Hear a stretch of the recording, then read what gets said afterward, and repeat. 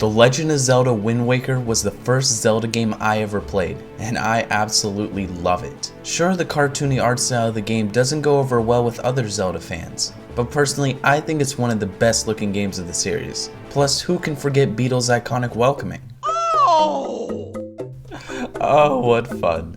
But Wind Waker didn't always have the cartoony art style we know today. So in celebration of the announcement of the Wind Waker remake for Wii U, I'm going to talk about the beta of The Legend of Zelda Wind Waker.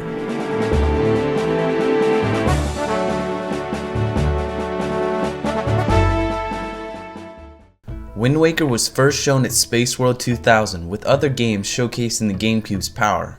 As you can see from this video, Wind Waker was originally going to be a lot darker of a game than the final version.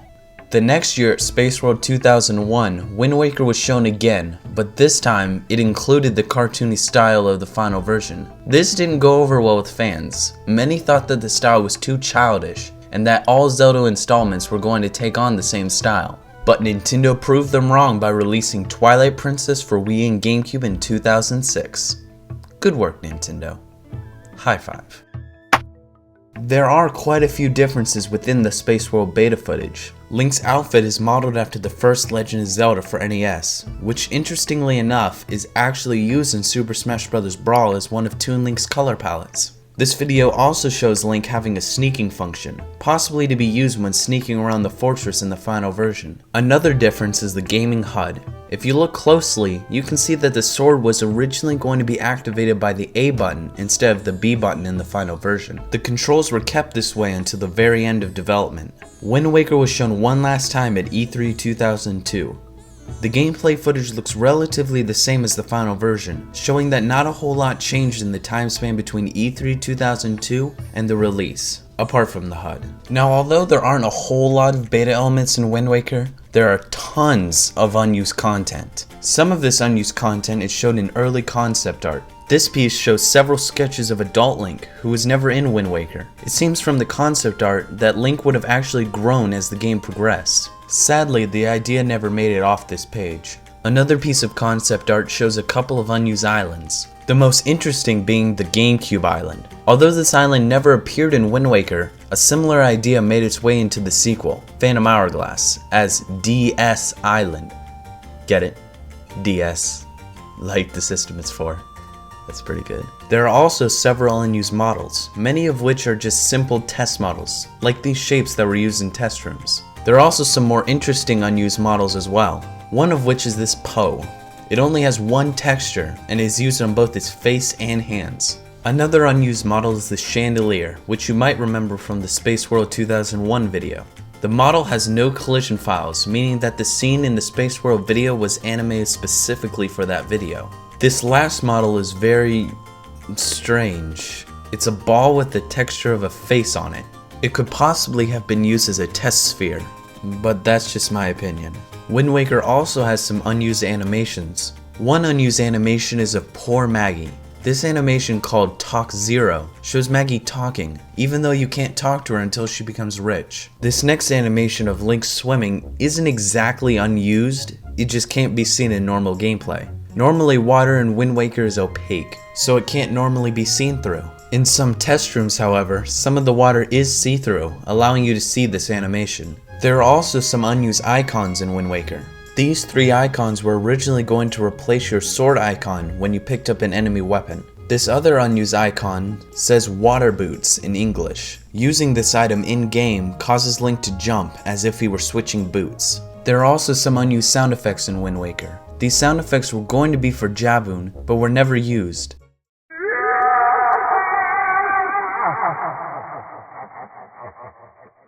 That sound effect might have been used when Jaboon appears.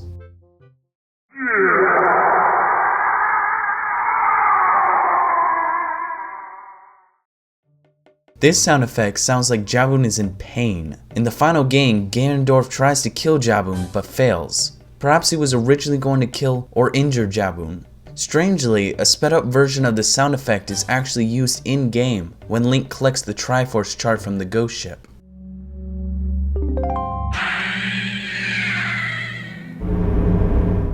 Another unused audio track is the theme song of Wind Waker from E3.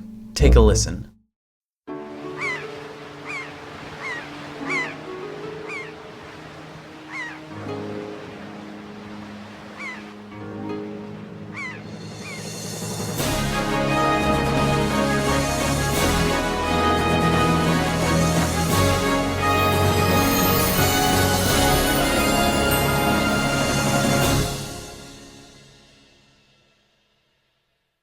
Wind Waker not only has a lot of unused objects and images, but it also has tons of unused rooms, many of which are test rooms. There are in fact more than 55 unused rooms. Some are used for testing objects, others were beta. In order to show you, I've set up a slideshow of all the rooms with some pleasant Wind Waker music. Please take a look.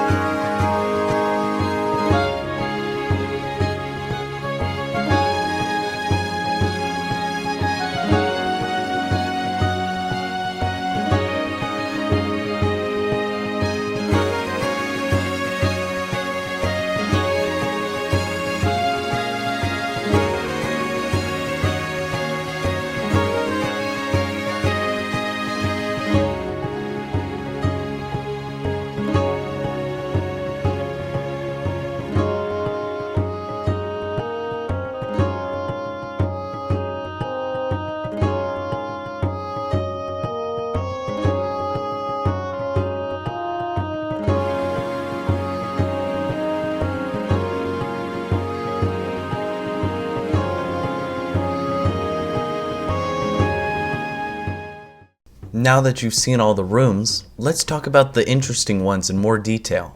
This unused room is called H-Test. The textures in this room don't match the cartoony art style of the final game. Instead, it matches the art style of the Space World 2000 teaser, meaning that this room could be a very early leftover. Another unused room, called TF03, is interesting as well. As you can see from the screenshot, there is an eye switch in the room, but the eye switch in the room is not the final version's eye switch, but instead a beta eye switch. This last interesting unused room is called Tinkle, which is how the game internally refers to Tingle.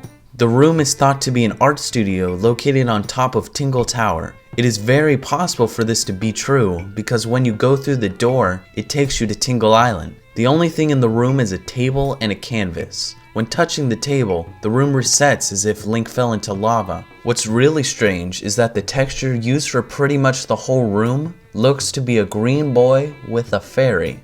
I'll let you draw your own conclusions. Perhaps the strangest unused object in Wind Waker is this unused line of text. It translates into English saying, "You dance the Wind Waker dance." Now before you start doing the Wind Waker dance yourself, this text was not going to be used in game. The text is coupled with other text such as this one, which translates saying, "This is a font display test. Please refer to the placement of this text when positioning characters in the window."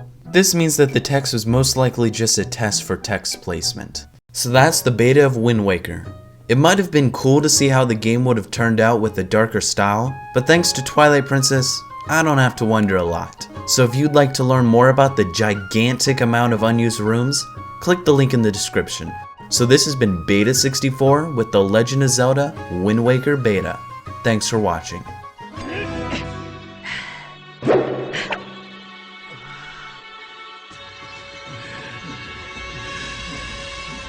Nick!